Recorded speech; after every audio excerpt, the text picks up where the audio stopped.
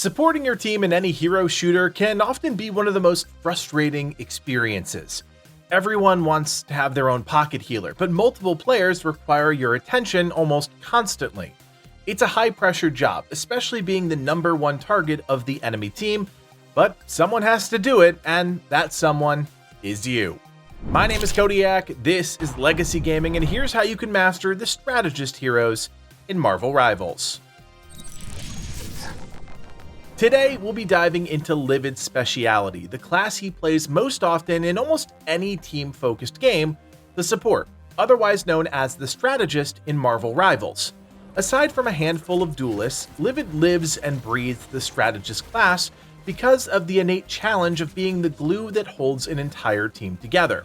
Keeping tanks and DPS players healed, buffing characters during key moments, saving the team at other times when ultimates negate other ultimates. It's a class that truly requires you to be on alert from all angles, but also demands comprehensive knowledge of most other heroes and their distinct sound cues and abilities to properly counter them.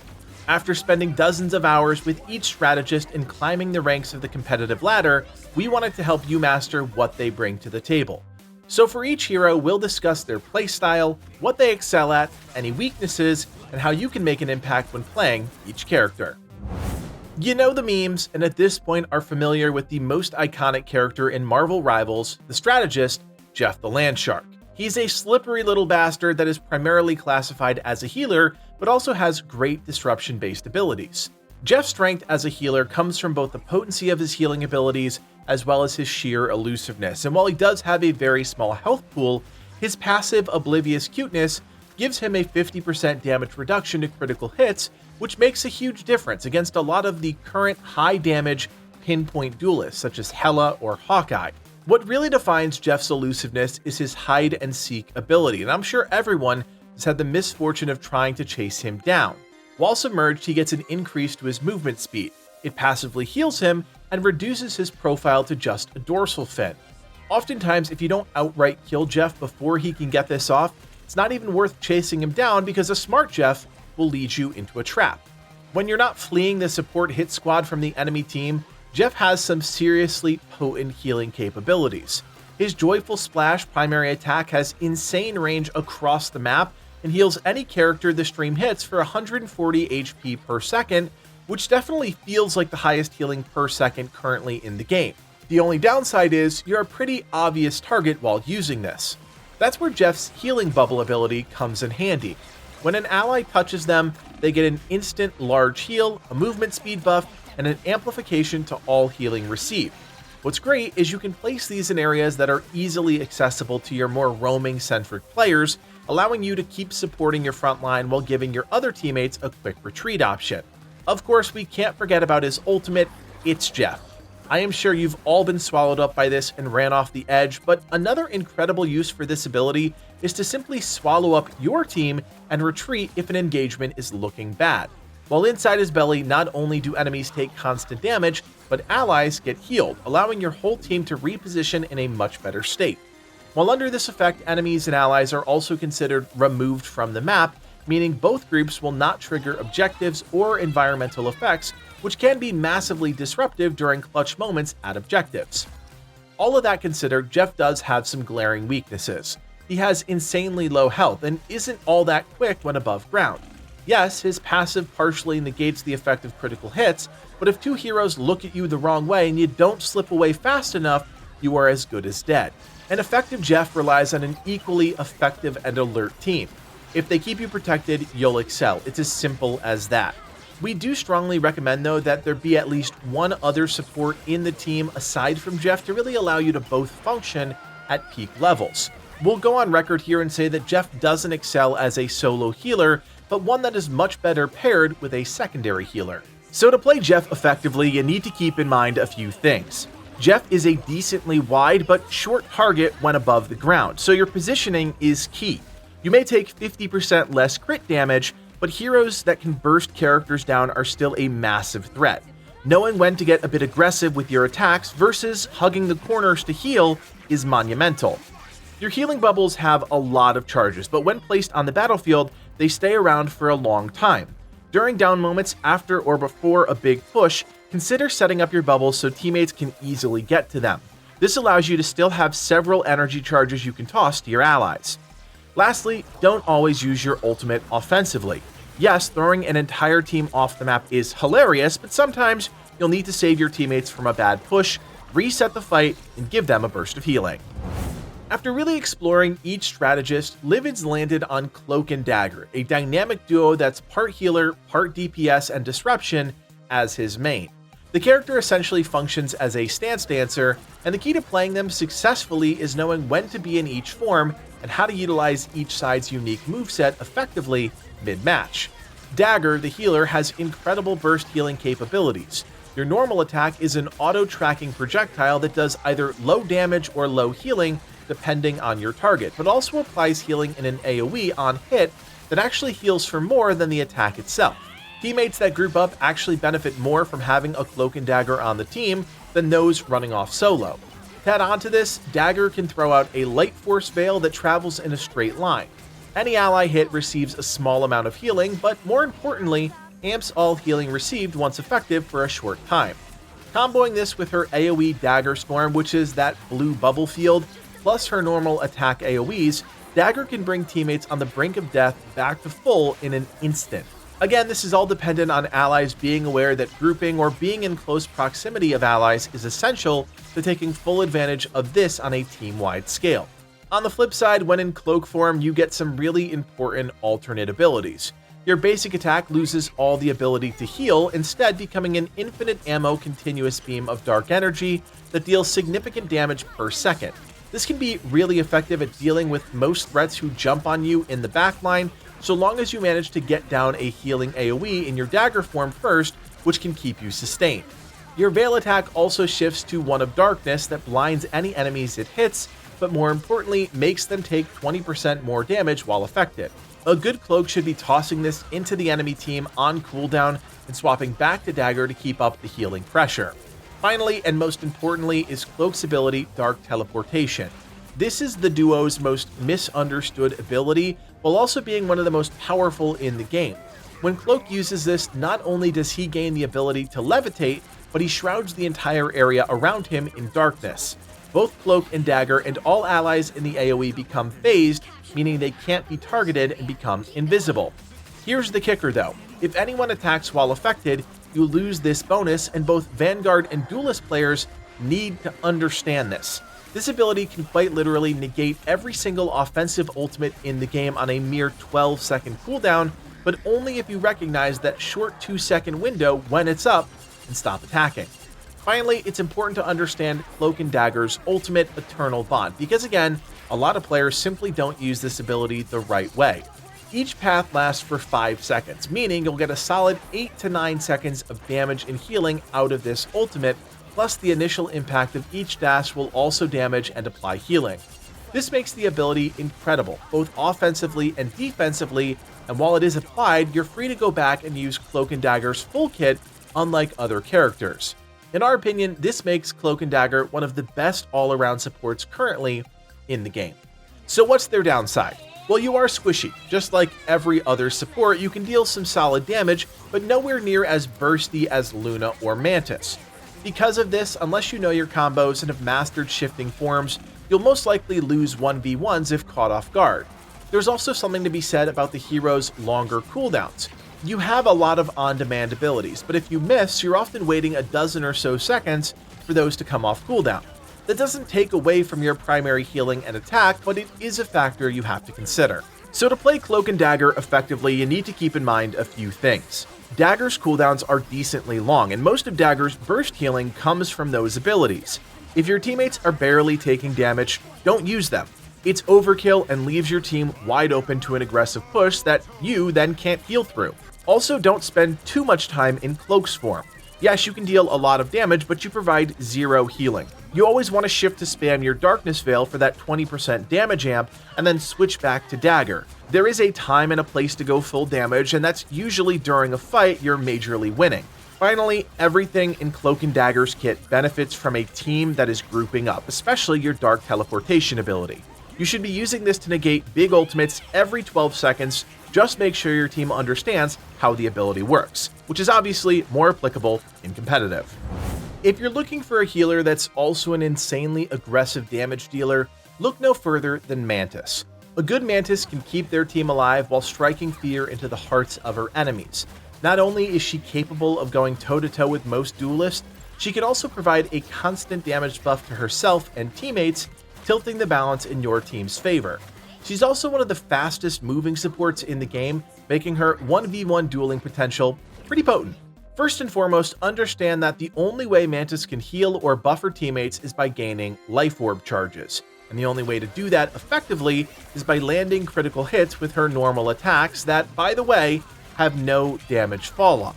So know that Mantis isn't attacking instead of healing because she wants to be a DPS. She literally has to efficiently gain back charges to fuel her core abilities. She's also one of the better supports when it comes to keeping herself healed, since whenever she consumes a life orb, she gives herself a heal over time, which is pretty much all the time. Her right-click consumes life orbs to apply a moderate one-time healing amount, while also providing a healing over time effect. However, since this is a charge-based heal, Mantis can't simply spam this on allies, making the use of her abilities much more deliberate. She also has one of the best control abilities in the game called Spore Slumber, which, if accurate, puts an enemy to sleep for almost 4 seconds. If you and your team can coordinate hitting a slept enemy, you can almost always burst them down fast enough to prevent any of their defensive abilities from triggering. Her ultimate is also one of the most effective at healing your entire team, thus making it one of the best in the game. When active, you burst heal yourself and all allies for a large amount, while also applying an AoE heal over time. In addition, any excess healing is converted into bonus health. Essentially, it's a massive oh shit button that can hard reset any team fight. She sounds great on paper, right? So does Mantis have any glaring weaknesses? Well, as you heard, she can't just spam heal any particular ally, which means an enemy team that focuses down singular targets can really negate the effectiveness of Mantis's kit. But that enemy team does have to survive, everyone being damage boosted in the process. Mantis also demands accuracy, and if the enemy team applies pressure and you fail to land your attacks or sleep the aggressor, it's very possible you'll crumble. That being said, Mantis is still elite. So to play Mantis effectively, you need to keep in mind a few things. Unlike pretty much every other strategist in the game, Mantis needs to be dealing critical damage to rapidly regain her life orbs to fuel her healing. Players who love hit scan heroes should play Mantis because if you aren't dealing a ton of damage, you're providing subpar healing to your team. In the same vein, there's no reason you shouldn't always be keeping up the damage buff on yourself and your allies. It turns every team fight into one completely in your team's favor. Lastly, if there is a pesky hero trying to backline your team, sleep is your best friend. Sleep the target, ping your team, and unload on that backliner to make them think twice about trying it again.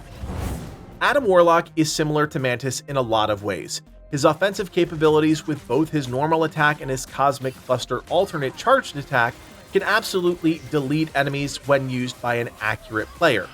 Dealing damage is a primary function for Adam because he only has one form of healing that, while potent and charged based, takes a decent amount of time to build back up. Because of this, it demands Adam players be patient and deliberate when using abilities. Avatar of Lifestream is your heal, having 2 charges by default on a 6-second cooldown each. When used, you'll heal for a sizable amount, with the heal bouncing from your initial target to up to 2 additional allies. As you'd assume, this makes the ability very effective when your team groups up. To add to that, his Soul Bond ability links Adam to all allies within a 15-meter radius, sharing damage equally, turning high damage attacks into ones that only mildly perturb your team. This also grants a very small passive heal over time, but honestly, it's negligible. The kicker here is that a lot of players don't realize that if you leave the link range, you lose it. If you aren't aware this happens and you're wondering why you get killed quickly with an Adam on your team, this genuinely might be the reason why. Then there's Adam's ultimate, Karmic Revival, another ability that really requires patience, but also superb timing and placement. This ability allows Adam to revive all allies within a 30-meter radius of the hero at a targeted location, but everyone who comes back will only have a portion of their max health restored. This makes instantly comboing your abilities or having another burst-centric healer on your team essential, as bad placement can often mean your team getting killed again if they're being revived.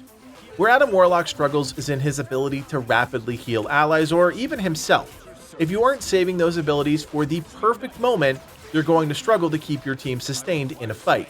You also have no movement augmenting abilities, making you a sitting target if you're jumped. Yes, you can fight back with some really great burst damage, but only if you're accurate, and if you miss that initial attack, you're likely done for. So to play Adam Warlock effectively, you need to keep in mind a few things. Be very intentional about when you're casting a heal. Adam Warlock is easily the most cooldown dependent healer in the game. 6 seconds is a long time to regain a charge, and if you run out of burst healing, your only option is to DPS for the time being. You can also abuse sightlines and cover to deal massive damage while leaving yourself unexposed. Adam is terrible at keeping himself healed, as you waste your charge that could be better spent on an ally, so you have to protect yourself with positioning. Finally, your ultimate is one of the strongest in the game if used correctly. You should be placing this outside of the sightlines of the enemy team because the revive is triggered by being within proximity to your body. If you place this in the open, your team will die immediately and set you back even more. At the moment, Luna Snow is one of the most meta healing/DPS focused supports in the game. She's incredibly mobile thanks to her passive Smooth Skate, which grants her a large movement speed buff after just a half second of moving forward, staying active until she stops moving. Couple that with a healing kit that allows you to deal damage at the same time, and you have a very capable strategist in practically every scenario. Every ability in Luna's kit can heal, while in most instances can also damage enemies. Her basic attack is a burst fire that can both damage or heal whatever she's aiming at. She can then empower this attack through her Ice Lance ability, and this is where the technical side of Luna's kit comes into play. This causes her attacks to now pierce both allies and enemies for a limited time for a high burst of healing and/or damage. To make the most out of this, you'll need to position yourself behind your allies while hitting enemies behind them to reap both benefits.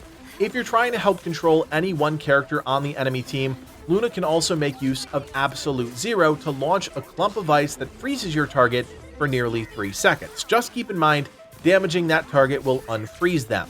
Whenever you're using either of these abilities, your passive kicks in, granting you a moderate heal over time, which is really the only way to keep yourself topped off outside of your normal attacks.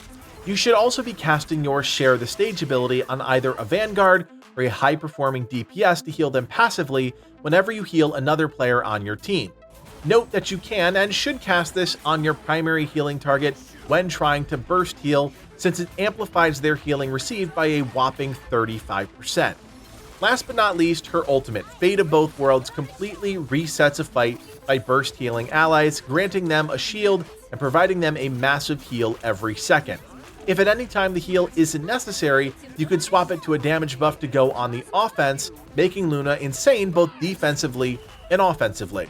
So where exactly does Luna struggle? Well, she doesn't have the ability to burst heal a whole group of players outside of her ultimate, so if a bunch of your allies are low, and you can't line them up for a piercing heal, one or more of them will likely die to the enemy team. She also doesn't provide any substantial buffs to herself or the team, again outside of her ultimate. As a result, she's kind of a one-trick healer, but a damn good one in that regard. So to play Luna Snow effectively, you need to keep in mind a few things. You need to be positioning yourself between your allies and your enemies. Because of Ice Arts, you're able to heal significantly, but also pierce your allies and damage the enemies in front of them. If you aren't double dipping, you're wasting this entire aspect of her kit. Just like Mantis, Luna is very good at controlling characters who dive your backlines. Your Absolute Zero freeze has a decently long cooldown, so it's important to recognize the aggressive style of the enemy team and use this ability appropriately. Finally, constantly juggle where your Share the Stage ability is placed. Tossing it on a backliner can help them out immensely, but when your front line gets pushed, toss it on those being focused, as it significantly amplifies the healing that they receive. If you're looking for a strategist with the most diverse kit and a high skill ceiling, look no further than Loki. He's an incredibly potent healer and an AoE damage dealer, but only with exceptional positioning and situational awareness. His ultimate also straight up turns you into an ally or enemy hero, which also requires you to know exactly what you're getting whenever you unleash his ultimate power. If you're looking to play Loki or play against one, the most important thing to understand is that his illusions are what makes him effective. They attack whatever he's attacking and mirror his spell usage, and when both illusions are deployed, you're tripling your effectiveness in both healing and damage. Since your basic attacks both heal and deal damage, the goal should be to position your illusions in such a way that you can heal your allies, deal damage to your enemies, but aren't so out in the open that they make them easy targets. To be clear, a good enemy team will be looking to kill these illusions any chance they get. You can't forget about his regeneration domain ability either, which again is influenced by the positioning of your illusions. This AoE heals allies over time while also converting all incoming damage into healing until it expires or is targeted and destroyed. You want to deploy these within your team during critical moments to effectively make use of the temporary invulnerability, which can completely change the course of a team fight. At any point, Loki can swap places with his illusions to escape or be more aggressive, while his deception ability makes him invisible and enables some passive regeneration. Loki's kit in the hands of a very skilled player is that much more effective than other heroes, mainly because of what he can do both offensively and defensively. But certainly he has to have some weaknesses. Well, for starters, his dueling potential really isn't great. Loki is all about the setup and really wants to remain out of sight of the enemy team, disrupting the enemy and supporting his teammates from the shadows.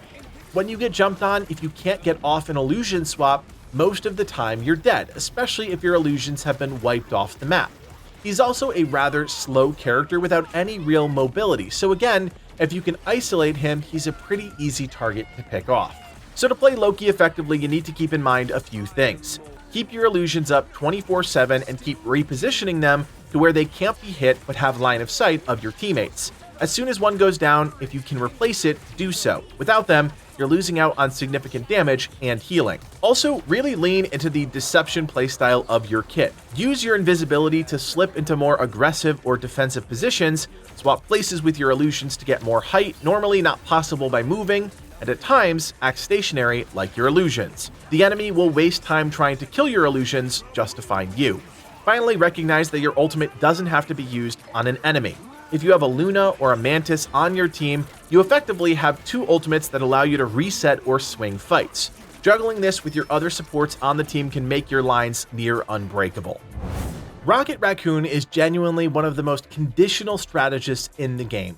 He doesn't particularly excel at healing, his DPS isn't that great, and his support abilities really excel with a specific team composition. That doesn't make him bad, you just need to know where he fits into the overall team equation. Your main attack is a Gatling gun that can deal an adequate amount of damage within the 10-meter range before it falls off significantly. However, he's quite squishy, and even though he can use his jetpack dash multiple times to quickly move in all three axes, it's something you always have to be mindful of. It's a bit counterintuitive, as you often want to be in the back lines using your secondary fire to send out bouncing spheres of energy that heal yourself or allies. That being said, this is your only healing ability in his entire kit. Because those don't heal for a significant amount, Rocket should never be the only healer on your team. Instead, he's a much better off support, giving his other abilities a chance to help fill the gaps. His BRB device can be set up in isolated spaces to generate ammo packs for allies, but also acts as a respawn beacon for the first ally that dies after it's placed down. This allows for a more aggressive lineup to take slightly more advantage. Rocket's ultimate, CYA, places down a destructible amplifier that massively increases the damage of all allies in an AoE. This can make Rocket instrumental in a strong team push. Rocket also brings a powerful team-up ability to the table, further solidifying his niche role on a team, granting Punisher and Winter Soldier infinite ammo and a 67% fire rate increase while in the AoE of his deployed device. This can turn these duelists into some of the highest DPS performers in the entire game, allowing them to dominate a fight and turn the tide of a battle. However, there are some major downsides to Rocket's game. He's not a great healer, full stop, meaning he gets picked off easily, especially when his mobility jetpack dash is on cooldown. Unless you're insanely accurate, you also can't really win a 1v1 fight against most characters. Finally, almost every one of his support abilities are devices that can be targeted and killed.